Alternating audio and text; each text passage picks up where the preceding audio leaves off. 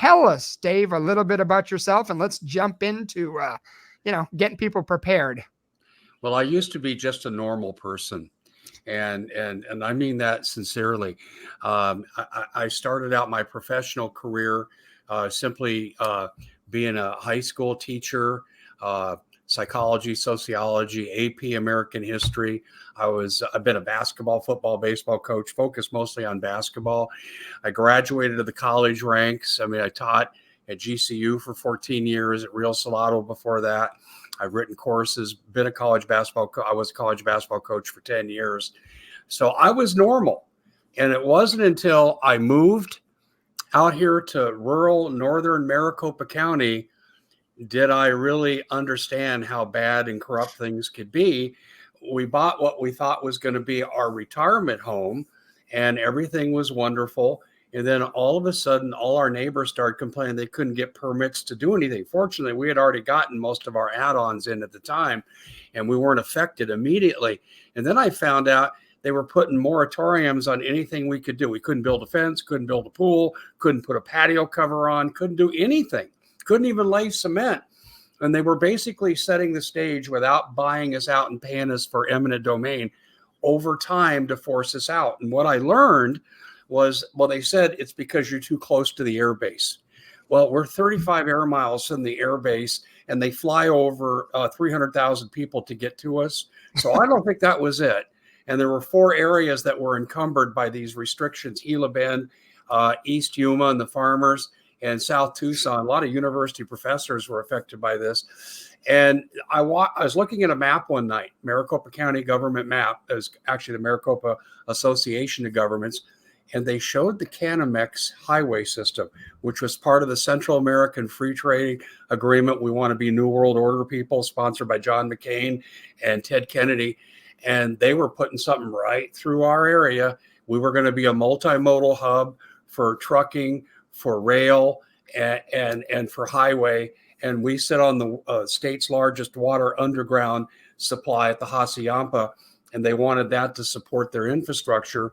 So they were trying to piecemeal us off. I entered into an 8-year battle, and I made the mistake. Don't ever do this, people. I was at a public meeting with our community of about 300 people, 300 families, and about 400 people at the meeting. And someone asked me a question, and I said, well, this is a violation of the Fifth Amendment. And I explained a little bit of my understanding back to my teaching in American government days. And all of a sudden, I'm the spokesperson, and it changed my life forever. I started appearing on talk shows around the country. I've been shot at because of this.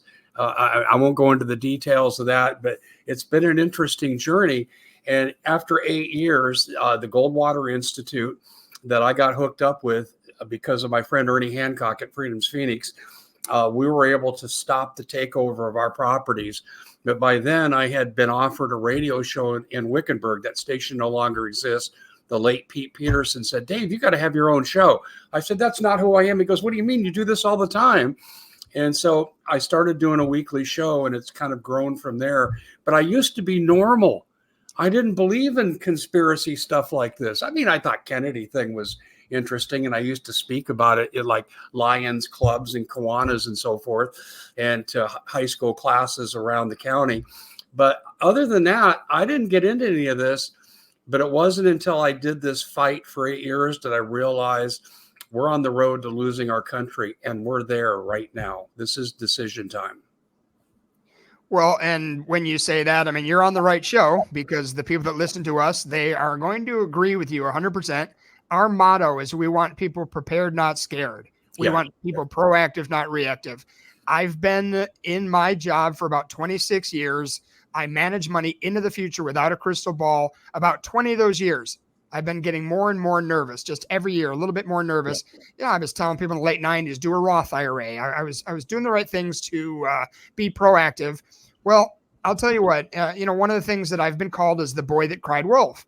When we had Seth Leibson on the show, it was funny because that was brought up, the boy that cried wolf. And he mentioned the fact that at the end of that story, there really is a wolf. This seems like everything I've worried about for 20 years is now here. I literally worry from today through the next, I'm ultimately, imminently worried between now and the 3rd week of January when there's a new president installed. But I mean, this is, this is our time to shine, Dave. You as a big fish and us as a little fish, this is our time. So Well, I think we're in the same pool, but and certainly everyone that's watching and listening, you're in the same pool too. And I can say this as someone who prides himself on having a good working knowledge of history. There has never been a time such as this in America, and I mean the Great Depression, I mean World War II. Certainly those threatened our existence, but we're at a time when we're betrayed from within.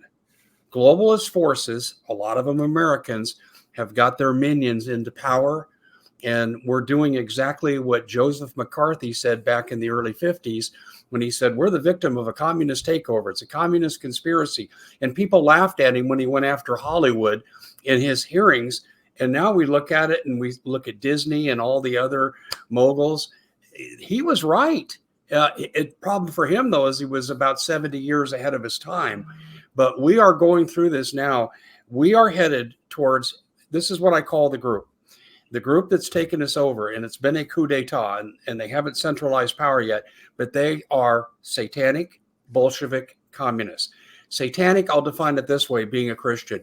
When you give puberty blockers to kids before the age of decision and don't even involve their parents, when you want to cut their genitals off at puberty and cause lifelong psychological and physical scars that are not reversible, you are satanic.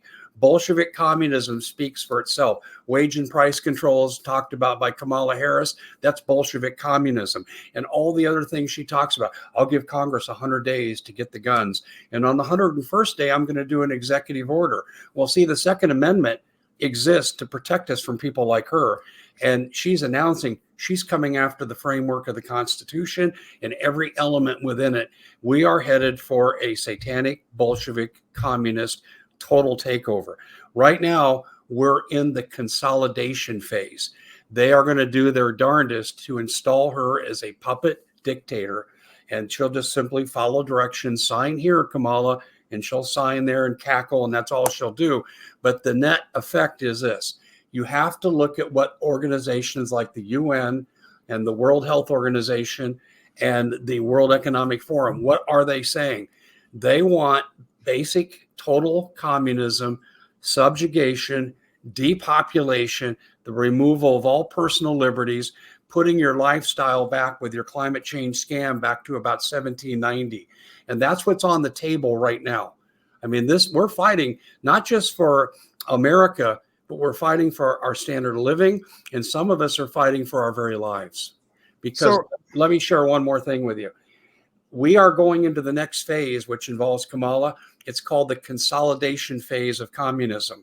And if they're able to establish total power through the installation of this puppet dictator, okay, what does history show us? History shows us that communism equals body bags. And people, I'm not exaggerating. Look at a history book, and this is exactly what we're on the precipice of entering into. All right. So I have to interject something I run into all the time. I'm sure you run into it less because of your lot in life and the people that follow you. Okay. So a lot of times what the resistance I get, we've had a world war. We've had a Great Depression. We've had bubonic plague. We've had civil war, all this stuff. My take is you are correct. There's always been something to worry about. Not this many at one time. We didn't have all those things at once. At all the problems we've had, I look at it like dominoes. Russia is back on the table. When I was a young man, Russia was going to attack us. The people that had the means were putting a pod in their backyard in case we got nuked. Russia's back on the table. North Korea is constantly trying to remain relevant. Now they're putting troops into Russia hand over fist, from what I hear. Every single thing. We have $35 trillion in debt. We have a fiat currency on its way out. The big BRICS meeting ends this afternoon. I've read several reports this morning that are conflicting each other on China and India on whether they're playing nice or not. Every single, the banks are broke. We've got 1.2% coverage on your covered accounts through the FDIC. Every single thing is wrong. How do I tell people it's not crazy right now to be extremely afraid, be extremely awake, get yourself snapped out of the normalcy bias that you're trapped in? How do I scream when it's just me, not you? Yeah. I'm immune. And the only reason I'm immune is not because of my experience or my intelligence. Well, a little bit my experience, because on my dad's side of the family, I'm the descendant of Germans that came here and saw the writing on the wall very early, and they got out. And I grew up hearing from grandmother, great grandmother, great aunt. My dad was very small when he came here, but the reality is this: is I was raised to recognize this. And I talk to immigrants that come here who are now successful businessmen. They came here the right way. They went through the legal process, and they say, I escaped what's happening here now. And so I come by this naturally in my upbringing, that I'm sensitive to seeing this. What we're going through, and this is the historical part of me, is in part a Maoist cultural revolution. And there's two sides to what's going on. One is, let's destroy the culture. So and then we'll actually destroy the government structure. But first, they're working on the culture. And I'll give you an example. They're getting us to argue about gender. They're pitting one race against the other. And those things have worked. I think that's slowing down in their effectiveness. But what they're really doing effectively is they're perverting everything about the Judeo-Christian faith that was the underlying principles that founded this Constitution and our government. And they're really attacking those. I'll give you an example. Hey, I don't care if someone's gay. It's your right. You got to answer for yourself at the end of days. I don't care. Why do we have to have a parade that embellishes someone's sexual practices? Just close the door and do your thing, the same as the rest of us. Close the door and do our things. I don't care a parade. Why? Why do you have to have a parade? And that's just one example.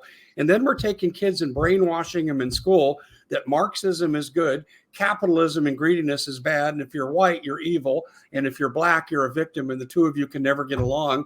I mean, you look at this crap going on. This is what Mao Zedong did, and this is why I call it a Maoist cultural revolution. And then on the other side, they're attacking the Constitution. How many times are we hearing Biden, now Tim Walz, Kamala Harris, your First Amendment's not absolute? In other words, we'll decide what you can say and can't say. And they've carried that out with their fascist interaction with tech, big tech, and the social media, saying what you can and cannot say before we punish you. And then they're getting into, we're going to take your guns. Okay, we're going to let illegals like in New York occupy your homes under squatters. That's Third Amendment stuff. Okay, we'll take J6 people and put them in prison for 3 years without a trial, deny them their cancer medication, put them in solitary confinement, feed them crappy food, and they're still waiting to see a lawyer in some cases. I mean, this is the overhaul of the Constitution that's underway. So we have a two-sided revolution, cultural and constitutional. Wow. So our friend and client, Roger, if you're listening, you think I'm like drinking from a fire hose? Welcome to Dave's world. No, Anthony, don't I sound like Dave Jr.? I mean, all of these things, I talk about people flying the gay pride flag. I've said the same exact thing you have, Dave. Do whatever you want. Just stop telling me about it. I don't judge other people for that. Well, they were repressed for so long. They're just finally happy that they can get out and do this. Yeah. Repressed. Well, I have a confession to make, guys, and you're going to chuckle when I tell you this. One of the things my wife, maybe this is a sign of senility, but one of the things my wife and I like to do late at night before we retire is we'll watch. This is a family show, right, Dave? We'll watch Leave It to Beaver reruns. And Ward and June Cleaver, the parents, you never see them in the bedroom together. Does that tell you how far things have gone? It wasn't that I Love Lucy was the first time to show them in the same bed? Yeah. Yep. Yeah. And kissing in the bedroom the first time was the Brady Bunch. This is how far we've come. And you know what? And honestly, I got to tell you, keep the kids away from it. I don't care what they do there. It's my right just not to watch the show. I don't believe in inhibiting their First Amendment. But what I'm saying is we've seen a moral degradation in our society, and it's intentional. The churches are attacked and they're compromised by 501c3. Let's see, as a pastor, will I lose my tax exemption if I tell you abortion is baby killing? And so we have a watered down message. Now we have people running churches, various denominations that embrace lifestyles that are anti-biblical. And then people are supposed to trust them that they're bringing them the word of God. I mean, this is also part of the Maoist cultural revolution. And this is intentional, guys. This is not an accident. A lot of this is based on teachings like Rules for Radicals. And the author of Rules for Radicals actually signed and authored Hillary Clinton's master's degree thesis. So you look at these things and say, okay, this is why we are where we are. And everything I've told you is verifiable. I haven't even got into the stuff that I think is true, but I'm not quite sure.